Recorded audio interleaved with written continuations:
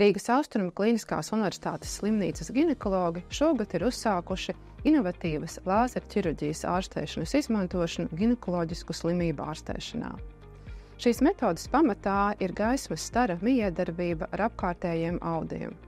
Kā rezultātā ir iespējams audu koagulācijas efekts, iespējams veikt audu iztvaicēšanu jeb vaporizāciju vai arī pārdalīšanu.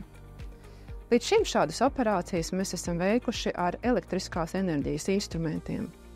Salīdzinot ar lāzerķirurģijas instrumentiem, elektriskās ķirurģijas instrumenti var radīt nevajadzīgu apkārtējo audu bojājumu. Mūsdienās medicīnā izmanto galvenokārt CO2, jeb gāzes lāzeri, vai arī cietvielu, diožu, stikla šķiedru saturošu lāzeri. Rīgas Austrumu slimnīcā mēs izmantojam diožu lāzeri, kas satur stikla šķiedras, kas, salīdzinot ar CO2 lāzeri, ir daudz saudzējošāks pret apkārtējiem audiem. Tas ir ļoti svarīgi sievietēm, kas ir gados jaunas, kas plāno grūtniecību, un ļoti svarīgi saudzēt gan dzemdes gļotādu, gan arī olnīcas. Ne tikai ginekologi, bet arī ķirurgi, kolorektālie, asinsvadu un arī urologi Austrumu slimnīcā veic lāzerķirurģijas operācijas. Diemžēl uz doto brīdi šīs operācijas ir maksas pakalpojums.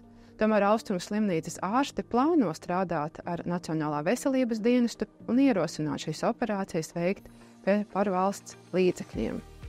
Ja sievietei ir nepieciešama ķirurģiska ārstēšana saistībā ar dzemdes dobuma polipiem, starpsienām, maksta starpsienu, maksts un ārējo dzimumu orgānu pirmsvēža izmaiņām, pārlieku palielinātām mazo kaunumu lūpām, kā arī endometriozi, ir nepieciešams konsultēties Austrumu slimnīcā pie ginekologiem, kur pieredzējuši ārsti sievietes izmeklēs, plānos ārstēšanu, izvērtēs, vai ir nepieciešama lāzerķirurģija. Es vēlu sievietēm būt laimīgām un skaistām, un tā pamatā ir veselība. Tāpēc aicinu veikt profilaktiskās pārbaudes, un, ja ir sūdzības, sāpes vēderlejas daļā, mainīt izdalījumu vai citi, vēršaties pie Austrumu slimnīcas ārstiem, ginekologiem, lai veiktu nepieciešamās pārbaudes.